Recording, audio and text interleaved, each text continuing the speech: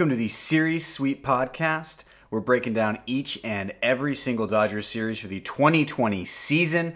You can find us on YouTube, The Series Sweep. You can find us on Twitter at The Series Sweep. You can find me, Eric Eulau, at EUlau. That is EEULAU. We do ask if you got the time, subscribe, rate, review. Like I said, at the end of every series, we'll be posting a video, usually that night, if not the next morning, breaking down each series. And none sweeter so far in all of two series, but this two-game Astros set, the Dodgers win last night 5-2, and they win in extras tonight in 13-4-2 with Edwin Rios hitting a huge two-run home run shot to right field after an absolute slog of a game that had a playoff feel. I know people use that a lot, but this game was hanging by a thread, and I think it could have gone either way. I thought the Dodgers lost this game at least 3 or 4 times. I thought Scott Alexander lost this game at least twice.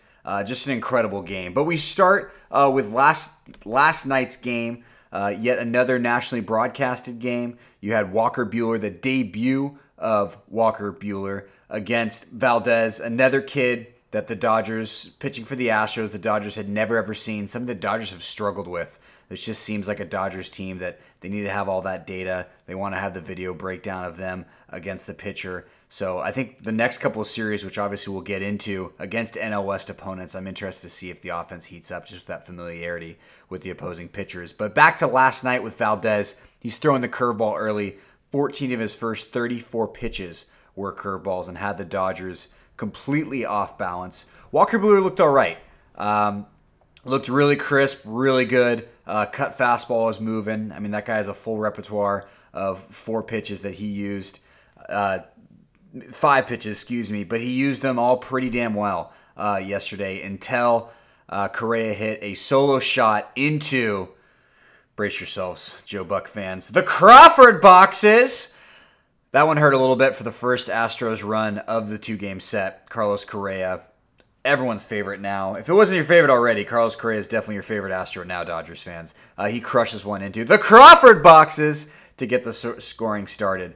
Buehler can't get through 4, and that's when the bullpen stepped in. But I think the absolute pivotal play for this series, and something I think would have just crushed the Dodgers, especially for today, it's gotta be the Seager diving stab, line drive, catch to end the bottom of the 4th, which that top of the 5th is when the Dodgers finally got rolling. They put up a 5 spot. But none of that happens. You had runners on 2nd and 3rd when that ball is hit to Seager, and he makes a crazy diving grab. So that, for this series, will be our chemistry-changing moment of the series, is Seager's diving stop with runners on 2nd and 3rd and 2 outs. Something that probably would have put at least one more run. It's 2 outs. The runners are going. You're probably looking at 4-0, and you're going to handle the top of the 5th completely different as far as plate approach. But the top of the 5th is when things got really, really weird. You had bases loaded, nobody out. Seager started with a little rally. And the Dodgers, pretty much since the back half of that Giants game on Saturday, and of course the game Sunday, struggle with runners in scoring position. It's been rough the last few games. And you're hoping for a single. You're hoping to just keep the line moving, as we've talked about following that Giants series. And in classic Dodgers fashion, the patience that I think I kind of voiced some displeasure about when we wrapped up the Giants series. The patience at the plate gets them an RBI. They had not 1 but 2 RBI walks in that inning, the top of the 5th. You had Mookie Betts earning one of those, and Taylor as well. The Dodgers did bat around. And then an incredible bullpen game to close this thing out. You had the only guy who looked like crap was Adam Kolarek. 2 straight wild pitches. He was an absolute disaster. That's what got the runners to 2nd and 3rd. And then you had Brusdar Graterol, brother Gatorade, just throwing absolute gas. Then you had Joe Kelly. We'll get to him in a second, of course. Then you had Caleb Ferguson, Blake Trinan, and Kenley Jansen combined for 5 scoreless, 6 Ks in just 1 hit to close out that game. And that is 5 scoreless innings, folks. That's one of the better bullpen games we've seen out of any Dodgers team, I would say, in the last few months. That includes the playoffs, of course. And we will absolutely get to the Kelly thing, I promise. But that was really impressive. And I think if you had, I think Brusdar Graterol and Ferguson looked the best. I think Treinen looked really good, Blake Treinen. And I think if I were to grade him out, if I were to power rank him, I think Caleb Ferguson, just the way he dominated, 3 strikeouts in 1 inning, just overpowering guys. I don't know where this guy was. We saw a little bit of him 2 years ago. Last year was a bit of a journey for him. He looked incredible yesterday, and he looked incredible tonight too. So the Dodgers, a 5-2 win. It was a weird win. You know, their second run in that 5th. Bregman, it should be a ground out, should be a force out at home. And Bregman just one-hops a ball, just short arms it, just chicken arms. It looked like me playing softball out there. Classic softball joke, by the way. Short hops it, Maldonado can't hold on to the ball, and the inning just keeps rolling. It was just one of those odd, opportunistic innings for the Dodgers.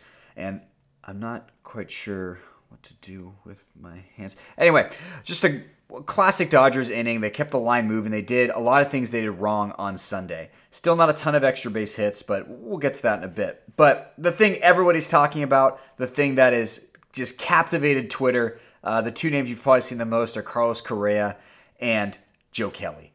Joe Kelly throws, almost just nails Bregman, throws behind him. That was kind of the start of it. Bregman walks.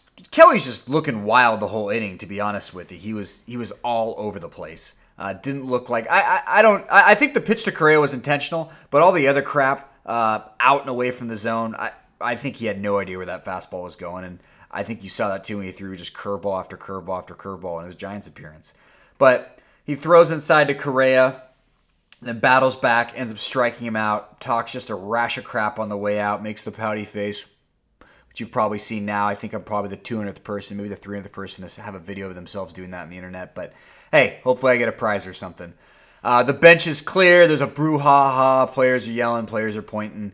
One of my takeaways that I don't think has gotten talked about enough, and I know we had a couple really smart people on Twitter pointed out, but you know, Gurriel, young kid, talented player, but Gurriel is the guy that made the slant eyes gesture after about to Yu Darvish in the dugout. Well, not two, but in response to Yu Darvish hitting a home run off of him. And I just don't think that Gurriel should be leading the charge on the I'm offended police in a baseball game. I found that a little ironic. And then now, this morning, everyone, is watching some great highlights. There's just some incredible people that break down those videos for you. You guys know who they are. I don't need to say them on here. John Boy. But the suspension, Joe Kelly gets suspended for 8 games. Doc gets suspended for today's game. So Steve Guerin, your bench coach, is covering tonight. This 13-inning, just absolute playoff feeling grinder. The suspension for Joe Kelly, the fact that Gurriel got suspended 5 games for making a racist gesture in the World Series and then got to serve those games after the World Series, and Kelly gets 8 games in a 60-game season. I know everyone's done the math. It's the equivalent of, I think, a 22-game 22-game suspension. Yeah, of course the MLB handled this incorrectly. I mean, this is one of those institutions. Did you really think that Rob Manfred was going to handle this well in the sense of doing what most people thought was the right thing to do?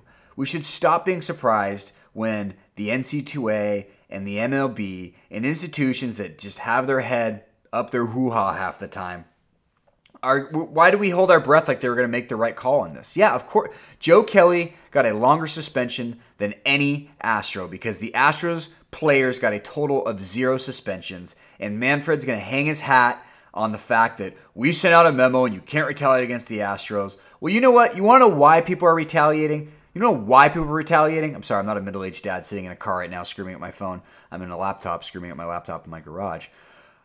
Because you guys didn't police your own sport. So now the players are going to police the sport. And Joe Kelly, maybe not the best guy to do that, who's had some run-ins on the field. But you know what? I respect the absolute hell out of it. I think every Dodgers fan does. I think a lot of non-Dodger fans do. There's probably even some Giants fans out there that appreciate what Joe Kelly did to Carlos Correa and Alex Bregman yesterday. So I will leave it at, stop holding your breath for these sports institutions.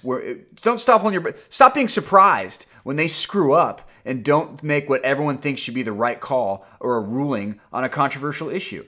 The MLB is going to keep on screwing it up. This is the sport that almost didn't even have a season that finally did capitalize on being the first sport back, but a sport that almost screwed it up. Like, stop being surprised. Of course Manfred's going to screw this up, and they're trying to set a precedent for throwing at the Astros.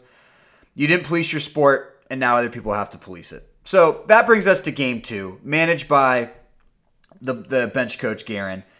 I believe it's Steve Guerin, maybe Bob. I think it's Bob Guerin. Sorry, I should have wrote that down on my notes. But anyway, Game 2, Dustin May. He looked worse than his previous start on opening day. I'll just go out and say that. The Astros, it wasn't a ton of runs. It was very touch and go in this game for Dustin May. And yet another young pitcher the Dodgers haven't seen in Christian Javier from the Astros. Christian Javier had 8 Ks through 5 2/3. He was just absolutely buzzsawing through the lineup.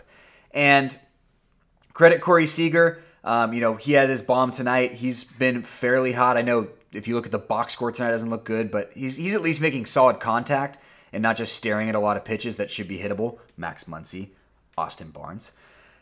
And I'm continuing to think that Seager looks really healthy, and I love how he looks in the box. He looks comfortable. His pitch selection was okay. He missed a couple high in the zone. But the Dodgers, just an absolute grind in this game that ends up going 13 innings. They grab the lead. They go up in the top of the 11th. There was, for those of you doing the math at home, there was a total of 9 innings. There was no scoring between the 2nd and the 11th innings. 0 runs scored. And the thought that the base runner on second was going to make this game shorter did not pan out for this game. I saw some stat, I believe Oral, Hershiser, and Joe Davis had it on the broadcast, that 70% of games end in the 10th, and only 10% of games go to the 12th in this new extra inning format. They're pulling that data from the minors. But an absolute coming out party for Edwin Rios, who hit the go-ahead 2-run home run like we talked about. And then Dennis Santana and Scott Alexander. This phrase, I'm going to hate myself later when I watch this in 3 hours, but a gutsy performance to nail it down for the Dodgers. It was incredibly touch and go with Scott Alexander. But I love what Dennis Santana did. I think he redeemed himself from giving up those 2 runs on Saturday. He was locating well. He was attacking. He was putting the fastball in on the hands. He was comfortable doing that. He wasn't shying away from hitters and just trying to nibble. He was pounding the zone when he needed to. And that double play that he induced with Carlos Correa, I mean, I can't imagine a more hated Astro than grounding into that double play that left them with a runner on third, down by 2 runs, down to their last out, or as Charlie Steiner and Rick Monday would call it, their last licks. So the Steve Pearce Award for this week. Steve Pearce, if you don't know who he is, Dodger fans who don't remember, just Google Red Sox Steve Pearce and you'll remember the rest. The Steve Pearce Award, the guy who outplayed the name on the back of the jersey, who came out of nowhere to really give the Dodgers some trouble. We're going to have to give it to Christian Javier, who just looked nothing short of masterful in the 5 2/3 innings he completed, just throwing gas. He was incredible. He definitely played out of his shoes.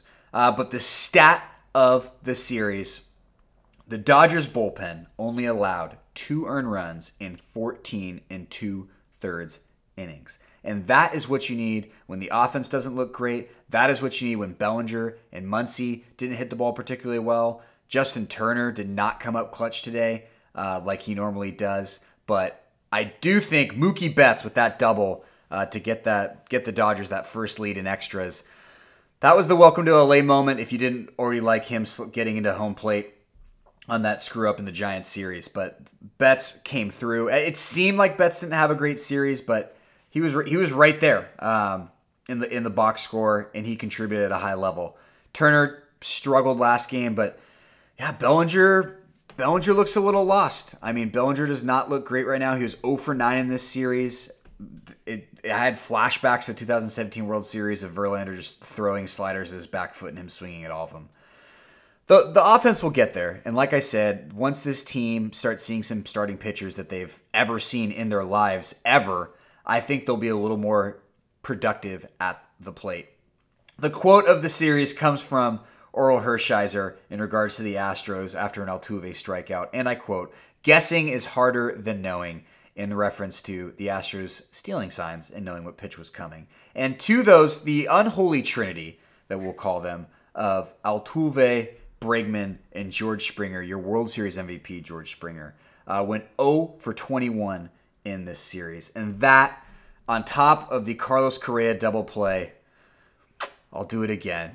Fantastic stuff. And this series got the monkey off the back a little bit. You did not want to split this series, especially what happened yesterday with the Joe Kelly-Carlos Correa incident. You wanted to take out the trash in this 2-game set. And we'll see the Astros again in September. I'm sure they'll be... I think they're a motivated team anyway because they're talented. They have title aspirations, and they should. They have a great roster top to bottom. There's no debating that. But they're going to come out, and they're going to be fired up for that series in September, assuming baseball is still happening. But I'm trying to be more optimistic in my life now because my friends tell me I'm too negative. They'll be there in September, and I cannot wait for that series. So looking ahead to the next series, tomorrow night, we have back-to-back 6:40 starts Thursday and Friday against the Arizona Diamondbacks. And I think this should be an act of Congress, but the fact that we're not going to see Madison Bumgarner for the Dodgers' first series against a Bumgarner team, it just doesn't seem right after all those battles with the Snakes. But you got Ross Stripling on Thursday. Friday's a question mark, and as in the YouTube, the Twitter, you have Karos Carl 23, beautiful name, love Eric Karos. I want to see Gonsolin. You might see Gonsolin this weekend in that Friday spot. They've definitely hinted at it. You obviously, Alex Wood is on the 10-day IL. We'll get to the injury update with Kershaw as well. But Alex Wood is not going to be able to throw. Obviously, Dustin May just threw. Walker Buehler just threw. Julio Urias you have going Game 3 on Saturday. You don't want to push him too hard there. I'm excited to see Tony Gonsolin. Tony Smokes, the Cat Man. He's a guy I don't know why he wasn't in the bullpen to begin with. I think if you looked at the one game that will always stick out to me, maybe because it was a game with a lot of fanfare, but that interleague game against the Yankees at Dodger Stadium, I think he held his own. I think he's a legit starting pitcher in the majors. I don't think he's a 1 or a 2, but I think he can pitch. I don't know why he wasn't on the roster to start with, and guys like Jake McGee and Spores are getting brought onto the roster ahead of time. But I expect Tony Gonsolin to be there Friday. I don't know what else they would do unless you're just going to do a full bullpen game. Just channel your inner Gabe Kapler and just start jamming relievers down people's throats. But it's a 4-game set. It's an important 4-game set. They all are. It's a division opponent. I'm looking forward. I hope it is Tony Smokes. Love to see that guy up on the mound. And then Sunday, you're hoping it's going to be Walker Buehler. Right now we're TBD against Merrill Kelly. Saturday, that game, Julio Urias, you're going to have the young Jared Weaver. Friday, you're going to have, hopefully, Tony Gonsolin against Zach Gallen. Zach Gallen's a kid the Diamondbacks got from the Marlins for peanuts, who had some really nice starts last year. Sneaky fantasy guy, too, if you're into that sort of thing. Game 1, Ross Stripling versus noted Dodgers killer at times, Robbie Ray. So that'll be interesting. 6:40 first pitch, so don't worry. You don't have to hide your phone at work if you still are going to work like I did today to watch the 4:10 first pitch. But an incredible 2-game set against the Astros. The Dodgers take both games. They get the 13-inning extra, just playoff grind fest. I don't know about you guys, but that was a literal nail biter for me. Still haven't learned not to bite my nails, even though I'm almost 30 years old. Just hanging on every pitch, questioning every decision Garrett made. And as Dodger Katie 805 put it, this is probably the first and best news that I've heard in 2020 so far. Edwin Rios in the bullpen played outstanding. It's the best news. It's the best I've felt after this series, probably in all of 2020. It's just an incredible feeling to beat the Astros twice in Houston. Even without the fans, it's pretty damn rewarding. So I feel exactly the opposite of how I would have felt if the Dodgers would have lost this game. It would have felt like we lost the series. You lose all the steam. You go home 3-3. And you're just not, or sorry, you go to Arizona, 3-3 in the standings, and you're just not feeling the way they feel right now. But I'm hoping this catapults them. I'm hoping with how poorly Muncy and Bellinger have played in the last couple games, and just the way the offense has just lacked any sort of pop. There's a stretch here halfway through game 1 of last night that if you tallied up, they didn't have any extra base hits in the last 14 innings. They've only had 6 extra base hits in the last 31 innings. This is a powerful lineup. You expect to see a lot more production than that. We're going to cycle back real quick. Injury update. The guy we haven't talked about, I don't think I've mentioned his name this podcast yet, Clayton Kershaw. He threw a bullpen yesterday, according to MLB's Ken Gurnick. He will throw a bullpen as well tomorrow, and we'll see how he feels. Roberts, breaking news, Kershaw will play sooner rather than later. Thanks, that's super informative. I know you can't be informative, Dave, but once in a while I wish you wouldn't pull Russell Wilson and actually answer a question, but I understand it. It's your job. You got to protect the roster, protect the player. Totally get it. Just kind of frustrating. The Diamondbacks series, I'm excited for. I love playing the Diamondbacks. I love that they think it's an actual rivalry. It's not. You had that 1 year. We played you guys in the opening round. We absolutely smoked you. I'm hoping that we win at least 3 or 4. I know that sounds greedy, but in a season like this, you gotta beat the teams that are 2 and 4 right now, like the Diamondbacks are. Even though that's a team that a lot of people thought, including myself, would be contending right with the Dodgers for the NL West, and is a team that could get hot.